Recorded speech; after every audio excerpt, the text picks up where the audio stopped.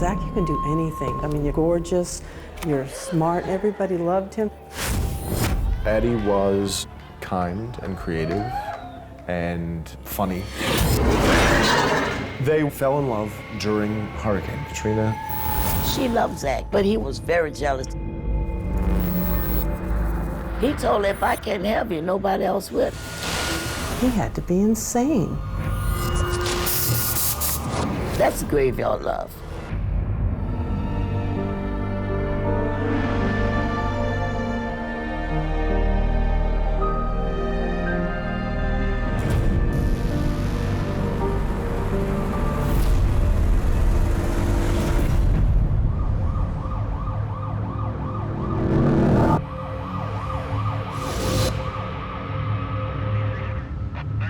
I was getting ready to go get something to eat.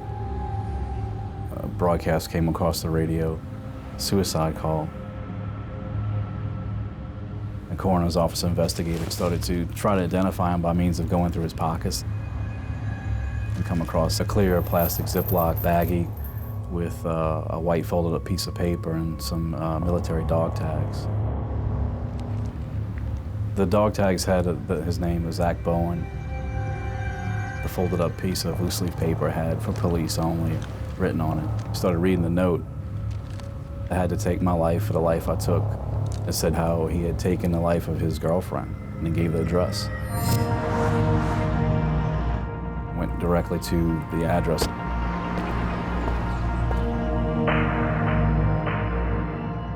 When you see something like that, it gives you really an uneasy feeling. It's definitely one of the most disturbing scenes I've been on, if not the most disturbing.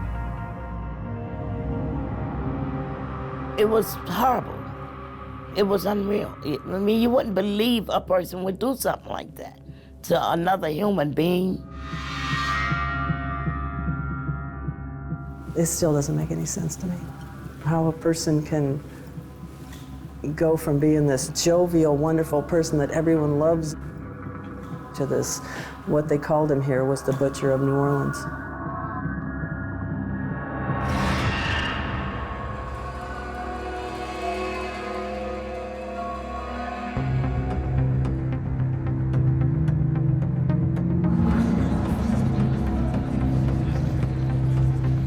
It's the summer of 1995. Teenager Zack Bowen takes off with his dad on a road trip across America. He had this knockout personality, he was charming, he was extremely funny, very sure of himself. They end up in New Orleans. His dad moves on, but Zack stays. Handsome and charismatic, he soon lands a job in a bar. That's where he meets Lana, a dancer from Texas. He was gregarious and funny and happy-go-lucky and easygoing and fun.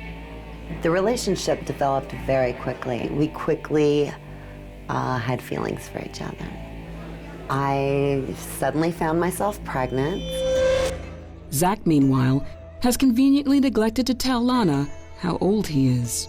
I found out he was 17. I was 27 at the time. So I broke up with him. I was gonna have the child. He could be in the child's life or he didn't have to. I wasn't gonna chase him down for anything because I felt that I couldn't force a child upon him that he possibly was not ready for. But he wanted us to be a family, and he asked me to marry him.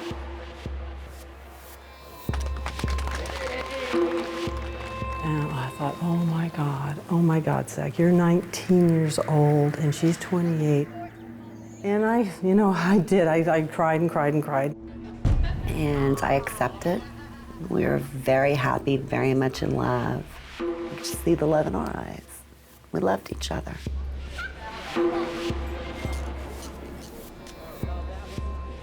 I thought, oh God, this isn't what I wanted for Zack. And I knew that's not what he wanted to do. That was never Zack's plan. He wanted to be an English teacher.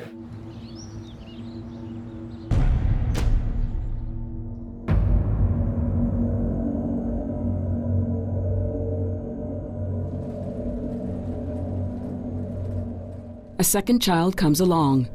Another mouth to feed. Zack needs money and a job, fast. He joins the army and gets shipped off to Iraq.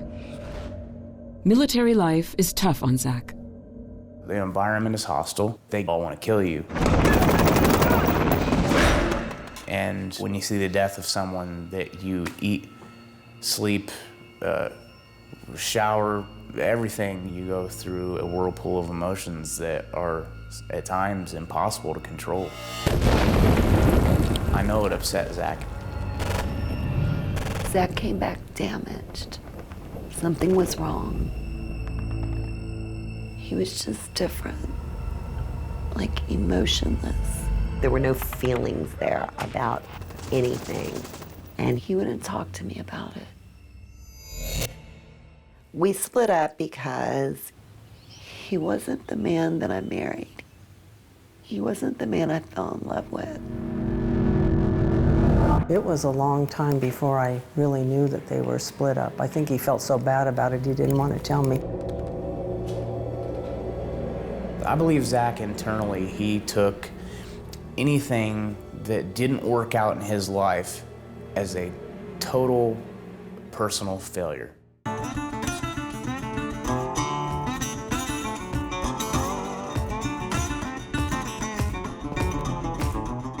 Now 27 and separated from Lana, Zack reinvents himself as the carefree, no-strings-attached guy he was when he first came to New Orleans.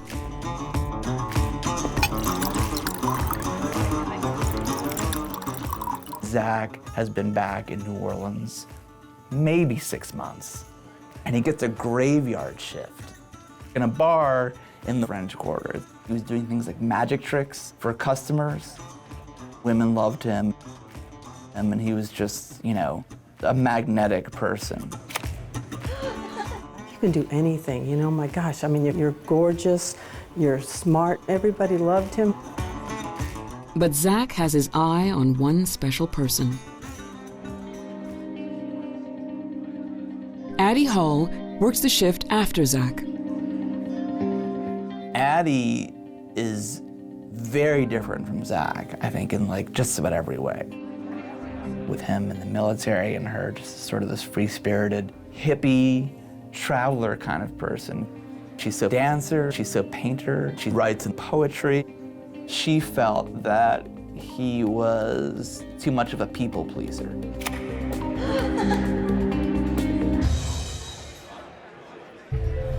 Zack would do the bar tricks and the bar jokes. And Addie just thought they were cheesy. Like Zack, Addie has come to the Big Easy to start a new life. Addie was kind and creative and funny and engaging. She was extraordinarily intelligent and literate. She was also a seamstress costume maker. She had won awards as a dance instructor. Zack is captivated from the get-go. Zack saw in her this sort of bohemian character who he believed was like the French Quarter ideal, and immediately started pursuing her. She's not interested in him really at all. She's looking at this guy, you know, ex-military guy, and just thinking, this is not her type of person. In his mind, he was like, I'm gonna win her over. I can do this. I'm charming. I'm good looking. I got this. So he just kept being nice to her and smiling. And then there was an evening where he stayed after her shift. You don't need to do that, I got it. And they had some shots of Jägermeister. And after that, I believe it became something more.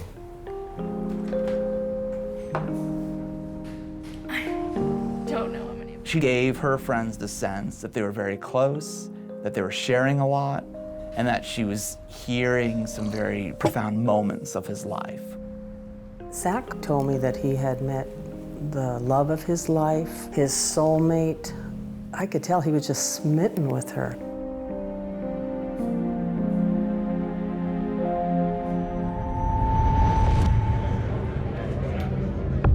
I hadn't seen Addie for about 3 weeks, and I heard her yell out, "Cabs!"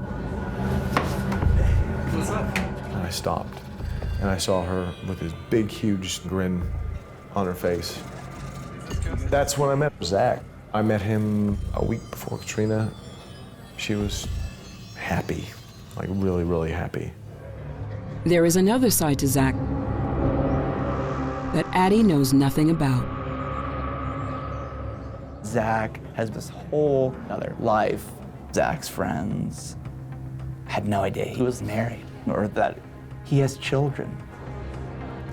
As Zack and Addie's relationship grows, a massive hurricane is brewing out in the Gulf. And it's headed straight for New Orleans. The monster storm will change everyone's lives.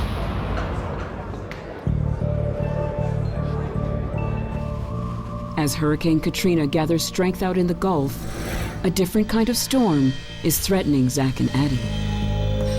Addie was unhappy when she found out about Zack's life and children. But she decides to stay with him because she absolutely loved him. Although Zack and ex-wife Lana are separated, with the massive hurricane on its way, she wants him home. All the businesses had closed, and everyone who was going to get out had done so. But I had no vehicle. I had 2 very young children, and I didn't know what to do. I was scared to death. So I called Zack, and I said, this hurricane, it looks like a monster. I don't know what to do. I have the kids. I'm worried. He said that he had chosen to stay with Addie during the hurricane. Stay with Addie? I didn't understand why he wouldn't want to be there during the hurricane with his children. Addie was just falling apart. She just got hysterical over the storm coming in and was very afraid and did not want Zack to go back to Lana. So when the hurricane hit, he wanted to stay with Addie, and Lana was livid. Zack and Addie hunkered down in Addie's apartment in the French Quarter. They refused to heed a mandatory evacuation order. They felt like, we're tough, we can ride this out.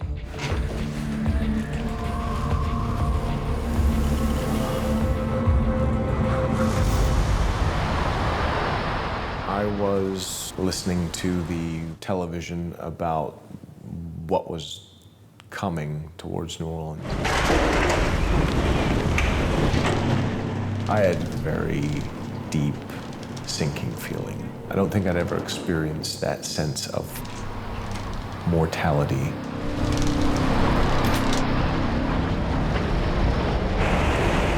When Katrina makes landfall, New Orleans is battered with terrifying force. The first gust of wind over 150 miles went past the house. It is almost indescribable, the sound of that wind. The closest thing I can put to it would be a freight train rushing past with a choir of screams, unimaginably loud and unimaginably powerful and frightening.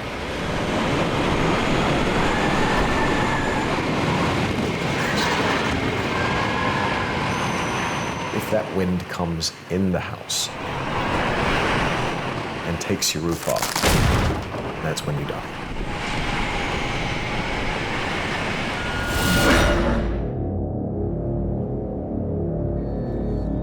In the aftermath, the Big Easy lies in ruins. 80% of the city is underwater. 200,000 houses are destroyed.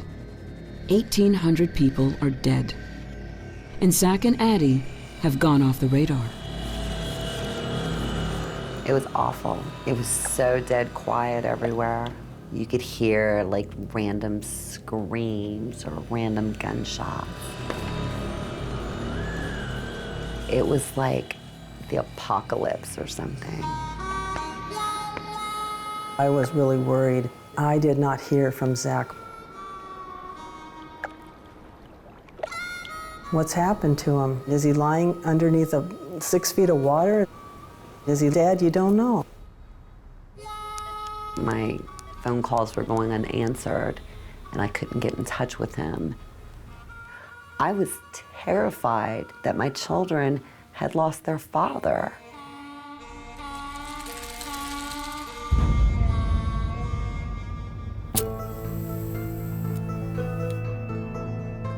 Miraculously, Zack and Addie have survived unscathed. Holed up in their French Quarter apartment, surrounded by devastation, their love grows stronger. They had that space to just be with each other and Being alive. create their relationship to be perfect for each other.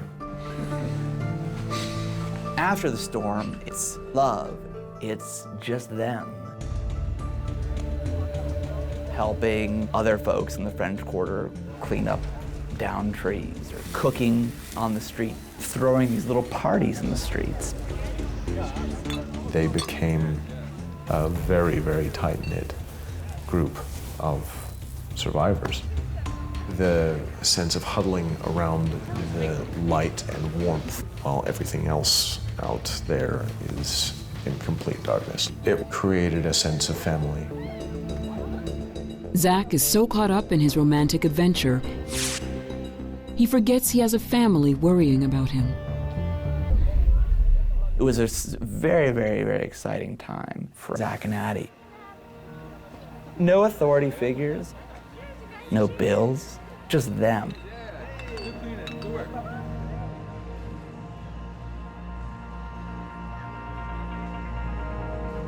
Falling in love amidst the ruins of New Orleans, having sex in the middle of the street.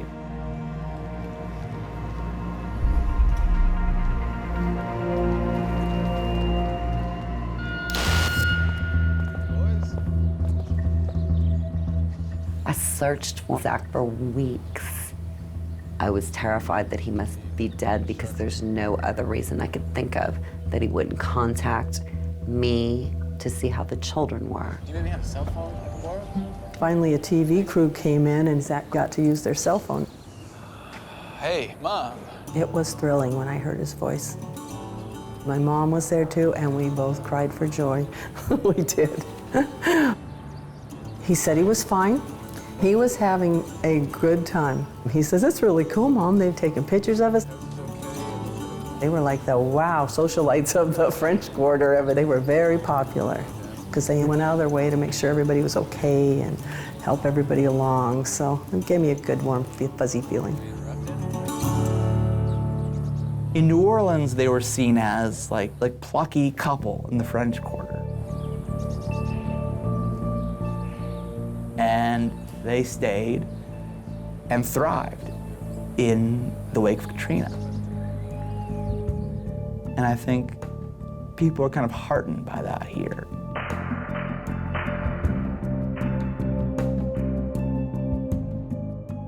They had a blast. They enjoyed their notoriety, their fame, their pictures in the New York Times.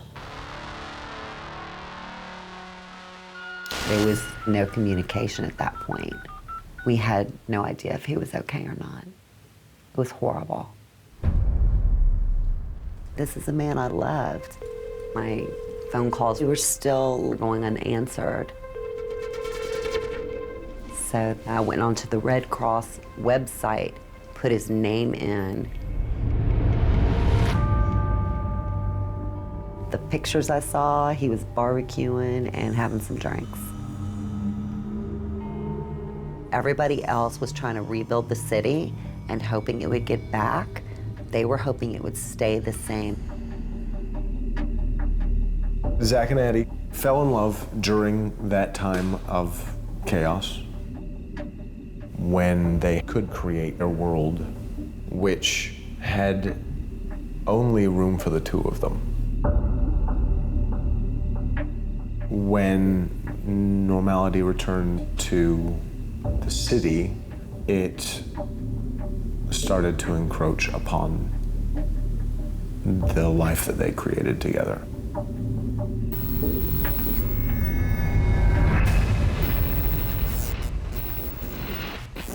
I think the electricity came on, and they probably went, oh, crap, here it comes. Here comes life back at us again.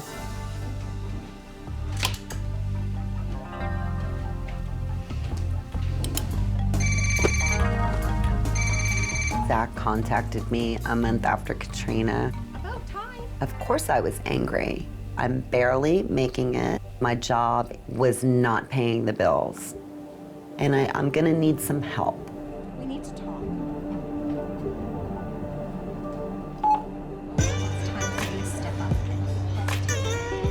We agreed to meet at a bar in the French Quarter. He said he was sorry and he had made some mistakes. We decided that he would have the kids every other weekend.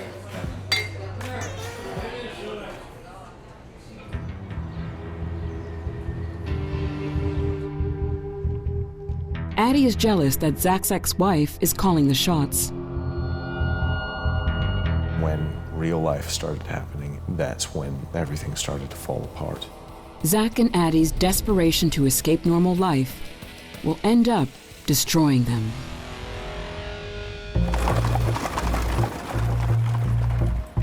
Normality returns to New Orleans after the hurricane. The party is over for Zack and Addie. They're very resentful that the time that they had just had, which is no work, the time of them being the center of attention, was really and truly over. Broke, Zack and Addie go back to work. Zack in a grocery store, Addie in a bar. She's a real good bartender. She knew how to bring customers in because she was a pretty lady. She was a pretty young lady. And she can fix drinks well. She was like a daughter. That's what I used to call her, my daughter, and she used to call me her mama.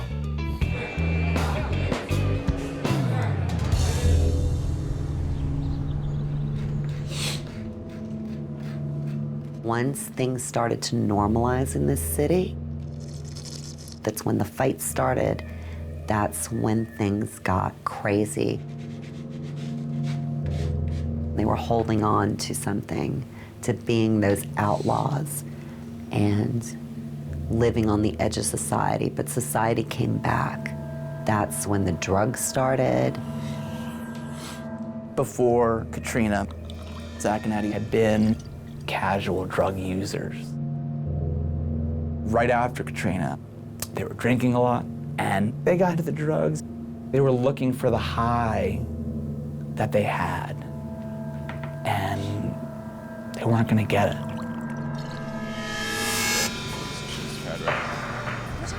Home last night. The drinking and the drugs led to the degradation of their relationship. When they started having problems, they would use more and drink more. Zack's spiraling out of control.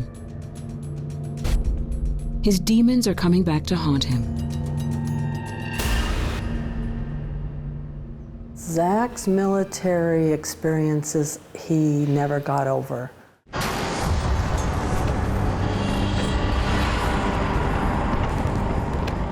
One of his best friends, a bomb went off in the car and killed her.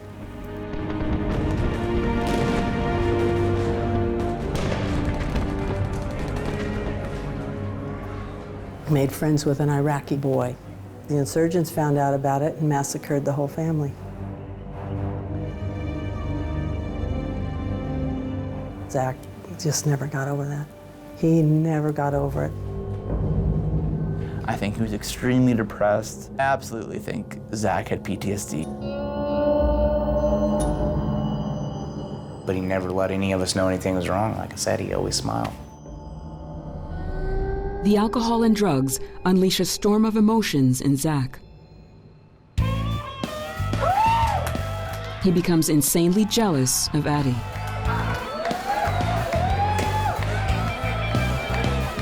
Addie was a party girl. She loved to dance. She would get on the bar and she would dance. And she would entertain a customer. Customers loved Addie.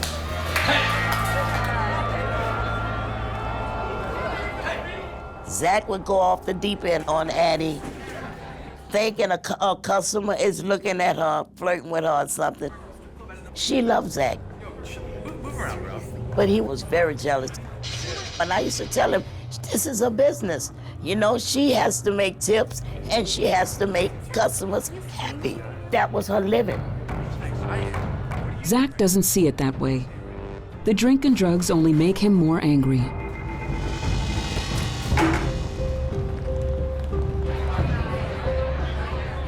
Maybe to get back at Addie, Zack started to sneak out on her, going for little one-night stands and stuff.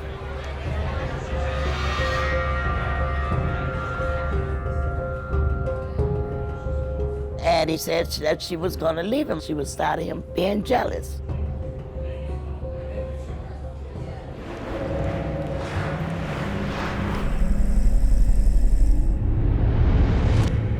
One night, they're playing these drinking games. You're a piece of garbage, and I want nothing. And they get into kind of an epic fight.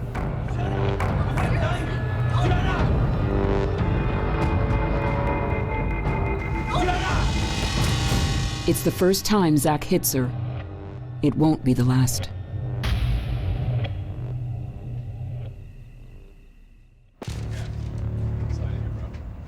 The next morning, Zack tells friends, I'm done with New Orleans.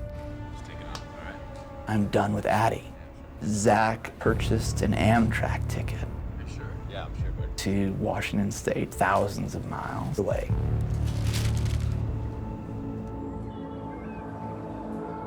The next morning, Addie finds a note.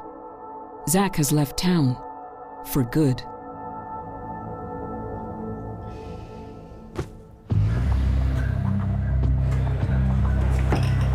One baby girl. The next day after, I asked her, I said, where the bruises come from then? She said, from Zack, he hit me. She told me they had been fighting. When they drank too much, they would fight. Let me see. When that first major breakup, they were that pain of distance and not having that other part of you. It's pretty awful.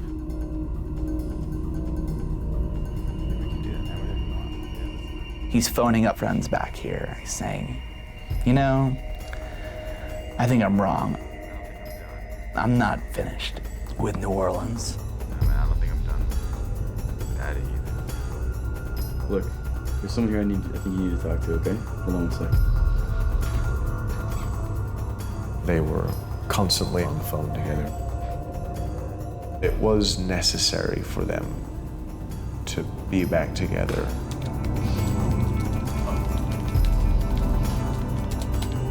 After a couple of weeks apart, Zack returns to New Orleans and Addie. A fatal mistake.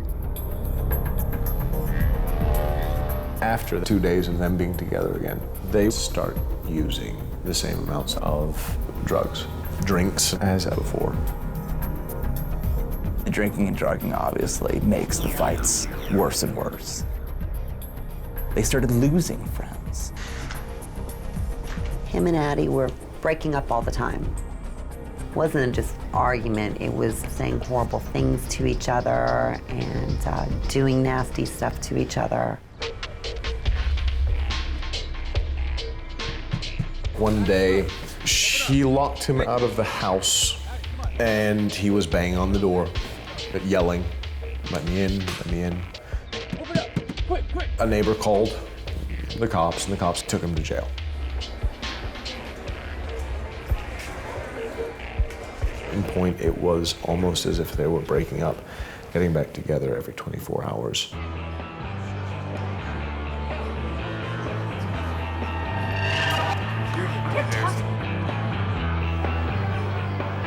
He told her, if I can't help you, nobody else will. That's nothing but graveyard love. And that's what he told her. It's a dangerous obsession. They can't be together, and they can't be apart. Now Zack's cheating takes an unexpected turn.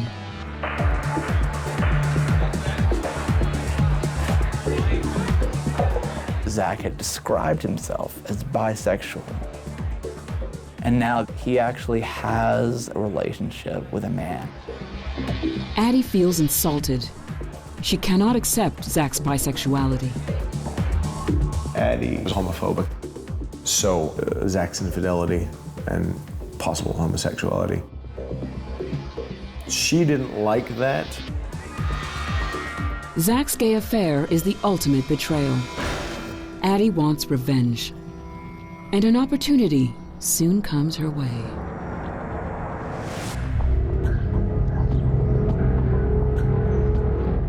Zack and Addie are in freefall. She won't forgive his infidelity and wants out of the relationship. Addie has a dispute with the landlord. So she and Zack find their new apartment. Zack was actually doing well financially at that point. He was working nonstop, delivering groceries, getting big tips. So he supplied the deposit for the small studio apartment for rent above a voodoo shop. Addie talks to the landlord and says, I want to drop a lease. But she asked for it to be drawn up in her name.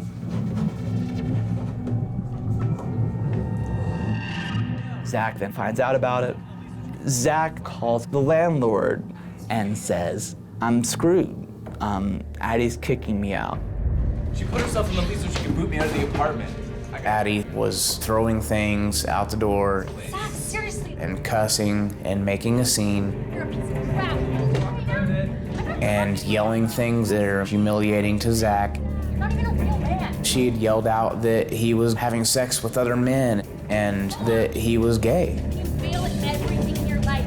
Anything and everything that she could that would be insulting, hurtful. On your last stupid family, and I want nothing to do. He just wanted her to shut up. Seriously, Zack. Shut up. Just drop it. Stop. Don't push me, Zack. Seriously, Zack. Shut up. No, shut up. You're a piece of crap. Shut up. What are you gonna choke me? You're gonna shut up.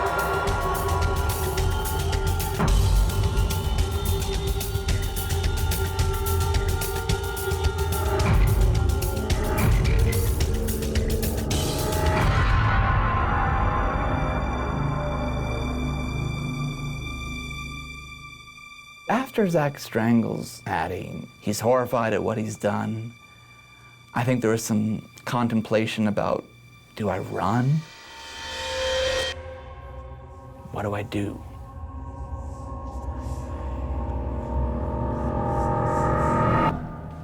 Instead, he stays put. In a macabre twist, Zack opens Addie's journal and starts to write.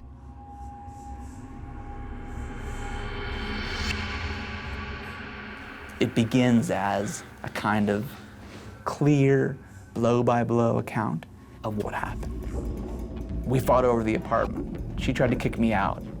We argued. She wouldn't shut up. I strangled her. I killed her.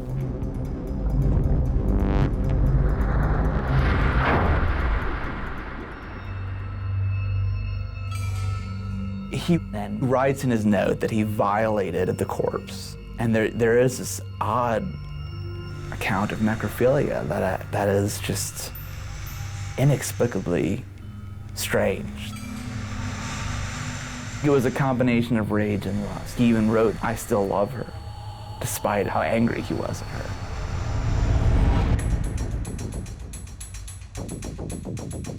He's doing a lot of cocaine at the time.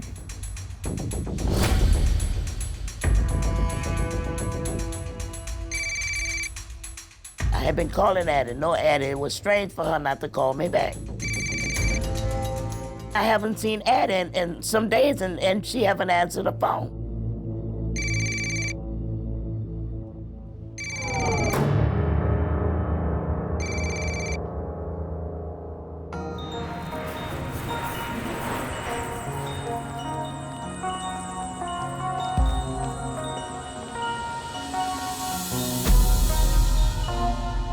In the New Orleans heat, Addie's body begins to decompose. Even in his drug haze, Zack knows he needs to do something, and fast. So he set the temperature in the apartment to like very, very cold. And then he put the corpse in a bathtub. He writes in the journal, the question was now how to dispose of the corpse. Zack then calls a number of friends. No, man, no. Addie skipped him. She went back to North Carolina. She's done. I'm gonna take a vacation. Zack did not turn up for work for about 2 or 3 days, and he was unreachable. The third day when I saw him, he looked awful, unshaven, like he'd been on a serious bender.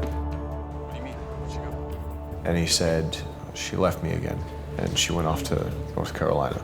And my first thought was, oh, she's dead. And then I dismissed that. I thought it's possible. It was in Addie's nature to just drop everything. With Addie's corpse decomposing in the apartment, Zack spends the next 2 weeks in a frenzy of sex, drugs, and alcoholic excess. Hello? Zack called me late at night and says he wants to party with me. I thought he was drunk. You're out of your mind. Where's Addie? And he said, she drove me crazy and I drove her out of town. I said, what does that mean? He said, she's back home. I said, okay, well, still not coming out. That was the last time I heard from him. And I think he was saying goodbye to me when he called. Maybe he was gonna tell me what he did. I don't know. I don't know. I did not hear from Zack for weeks. I'm just, what's happened to him? And Lana, she didn't know what was going on. There was some strong kind of psychosis happening. Zack made a number of burns on his body. He made 1 burn for every year of his life, which was 28 burns in all.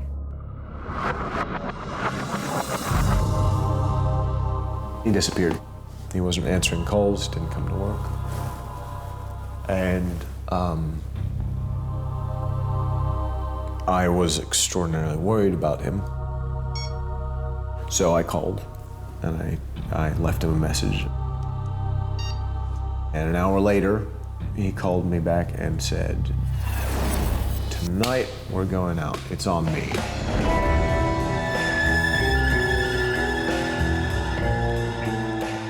He got a very big bag of cocaine, and then we went to the strip club, and he seemed fine, back to his jovial persona. Bought me lap dances and drinks.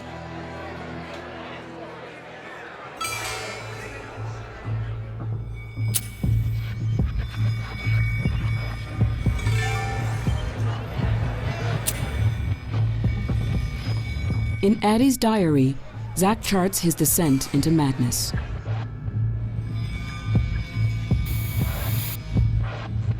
He writes messages on the wall in spray paint. He chronicled his list of failures: friends, jobs, military, marriage, and love. And he believed he had failed at all of those things.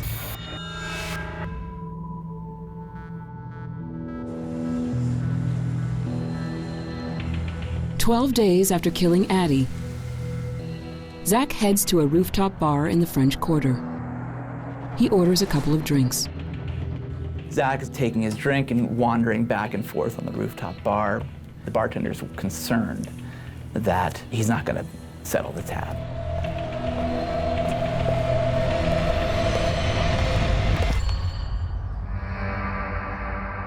And then disappears completely. It's unusual for somebody to jump to their death off of a roof of a building. When people commit suicide, that's not a normal method. So we thought maybe there might be something more to it. Zack's note confirms their suspicion. Started reading the note. It said I had to take my life for the life I took. There's obviously another murder scene that we have to get down to the bottom of what's going on.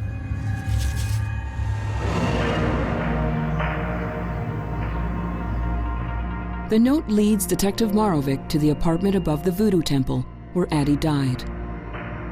What he finds inside is worse than anything he could have imagined. A note in Zack's pocket leads Detective Marovic to the apartment where Zack killed Addie.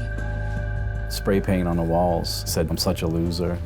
Please help me stop the pain. Please call my wife." I got a phone call asking if this was Lana Bowen. Yes? He said, "This is the coroner. Zack is dead, and he killed Addie." And I just didn't understand.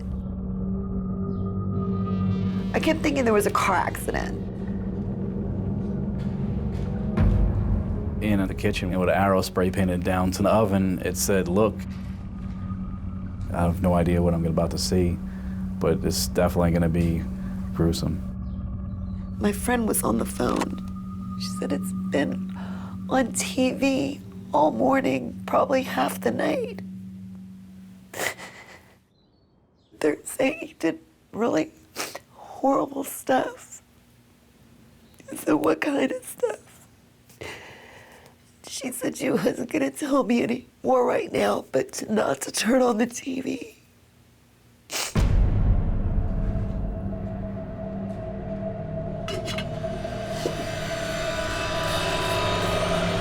Opening the lid up on the first pot, there was a human head. The skin and the hair actually was peeling back from the skull. It had been cooked. I set down the lid real quick, and I kind of was thinking to myself, did I really just see that? In another pot there was hands and feet. That also was cooked down. I opened the oven door, and there was a large disposable turkey pan. Both legs were in the pan, and it appeared to have been cooked. I was just in total shock. Those images were burned in my head. I really didn't want to actually go through looking anymore, but I mean, I had no choice. Inside the refrigerator was a large black garbage bag. It contained the torso of his victim.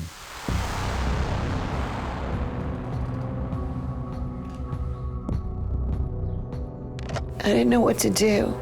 I called Lori, and of course was hysterical. And I said, "Zack's dead, and so is Addie, and I don't know what happened." She started crying and screaming. I cried and cried and cried for 2 years. I think about him every day. I think about what I could have done as a mother to have prevented that. It doesn't make any sense. The story doesn't. You have this, great kid who everybody loves, and then this thing happens.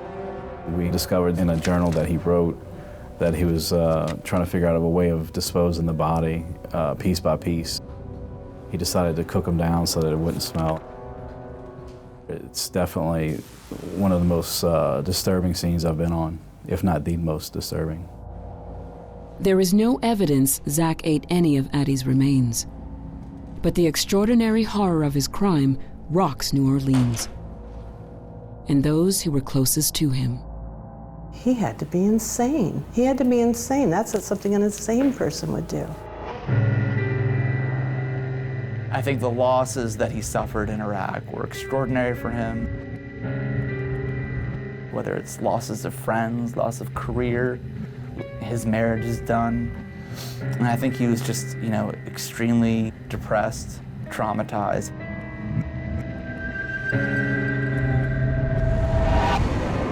This couldn't describe the scene we saw and understand the amount of rage he had inside him to do that to a person that he claimed he loved. It's a story of true love gone utterly wrong. A tragic love story. I think that Zack bottled everything up inside about his failures. I think that drugs intensified that emotion, and I think that he started becoming a ticking time bomb.